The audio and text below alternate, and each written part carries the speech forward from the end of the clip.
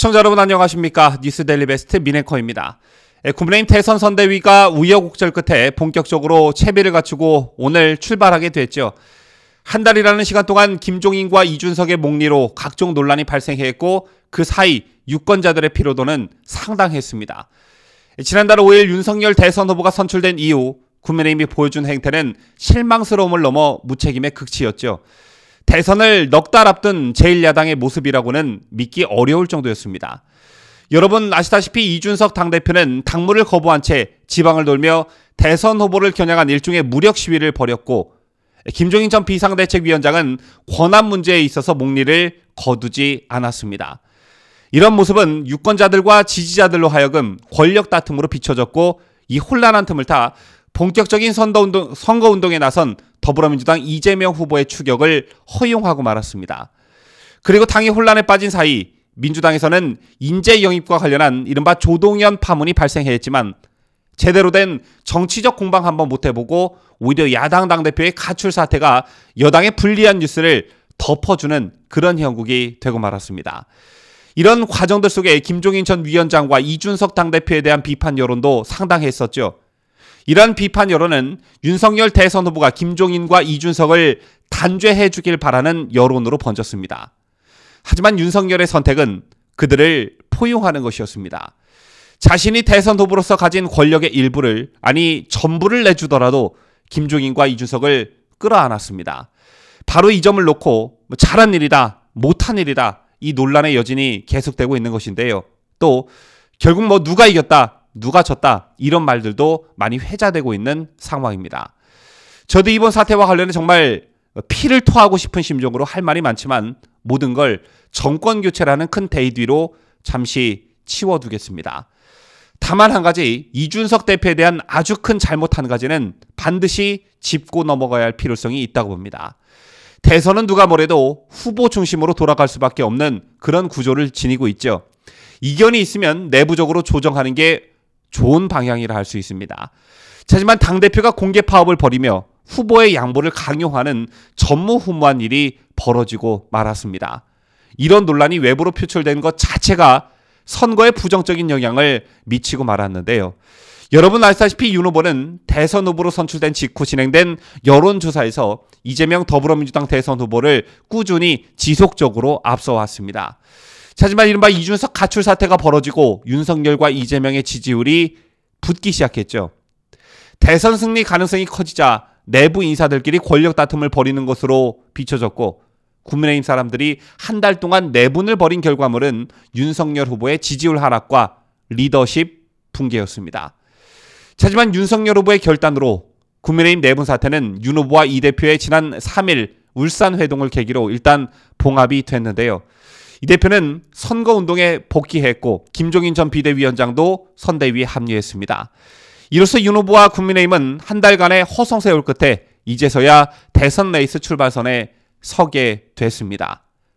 그렇다면 출발선에 서게 된 국민의힘을 이끄는 당대표란 자리에 앉아있는 이준석이 가장 먼저 해야 할 일은 무엇이었겠습니까? 이준석이 당대표라는 자리에 위중함을 알았더라면 가장 먼저 당원과 지지층에게 해야 될 일이 뭐였겠습니까? 바로 사과입니다. 당원과 지지층, 그리고 더 나아가 정권교체를 바라는 국민들에게 머리 숙여 사과하는 것으로 대선 레이스 출발선에 서야 했습니다. 당원과 국민 여러분, 지난 며칠간 저의 철없고 독단적인 행동으로 많은 논란을 초래했고, 이에 당원과 국민들께 염려를 끼쳐드린 점 고개 숙여 사과드립니다. 이 갈등을 빨리 봉합하고 제1야당의 당대표로서 정권교체를 위해 모든 사력을 다하겠습니다.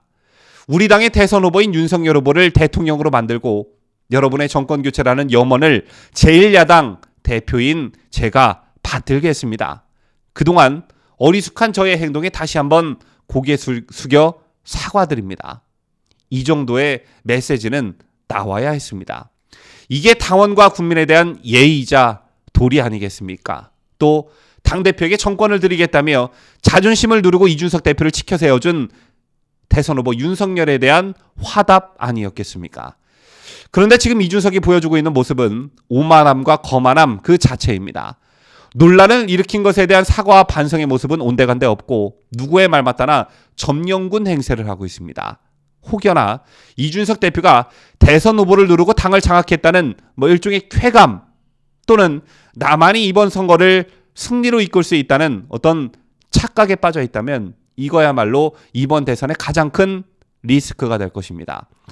국민이 야당이 요구하는 것은 명확합니다. 문재인 정부의 잘못을 바로잡고 비정상의 대한민국을 정상으로 만들어 놔라. 문재인 시즌2라는 이재명이 청와대로 들어가는 건 도저히 용납할 수 없다. 문재인 집권하에 5년을 참고 또 견뎠는데 이재명 집권하에 5년을 더 살아야 한다니 생각만 해도 아찔하다. 반드시 이것을 제1야당이 막아라. 이거 아니겠습니까? 오늘 김종인 전 비상대책위원장을 원톱 총괄선대위원장으로 하는 선거대책위원회가 우열곡절 끝에 출범하게 됐습니다. 지난달 5일 국민의힘 대선 후보 선출 후 한 달여간 지속된 내부 갈등을 수습하고 대선 체제에 본격 돌입하는 셈인데요. 이처럼 다시 지지율을 끌어올릴 수 있는 어떤 한 가지의 모멘텀은 확보했지만 갈등이 완전히 봉합됐다고는 볼 수 없습니다. 쌓인 게 많은 윤 후보와 이 대표 그리고 김종인 위원장이 모든 앙금을 다 털어냈다고 보기 힘들기 때문이죠. 윤 후보는 리더십과 대선 후보로서의 위상에 큰 타격을 입었고 이 대표는 중계방송하듯 갈등을 외부에 드러내고 지방을 전전하며 대선 후보의 백기투항을 압박하는 내부 총질을 했다는 점 때문에 지지층들로부터 많은 비판을 받고 또 신뢰도 잃었습니다. 그만큼 각자가 입은 내상이 크다는 것이죠. 때문에 선대위 주도권을 놓고 언제든지 파열음이 다시 수면 위로 부상할 수 있습니다. 저선 김종인 전 위원장이 껄끄러운 관계인 김병준 상임선대위원장과의 어떤 갈등을 빚을 개연성도 농후하고 또 이 대표가 문고리 세력으로 지목한 윤핵관 이슈도 현재 진행형입니다. 하지만 무엇보다 중요한 건 이미 승리를 거머쥔 것처럼 또다시 자리 다툼을 하고 자중질환이 재현되면 이제 정말 유권자들이 등을 돌릴 수밖에 없다는 점입니다. 한 번이야 용서를 해도 두 번, 세 번의 용서는 없다는 것이죠.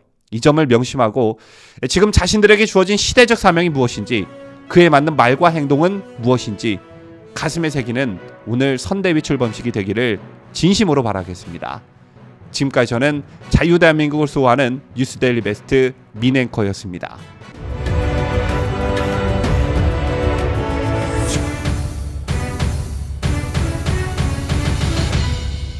함께해요.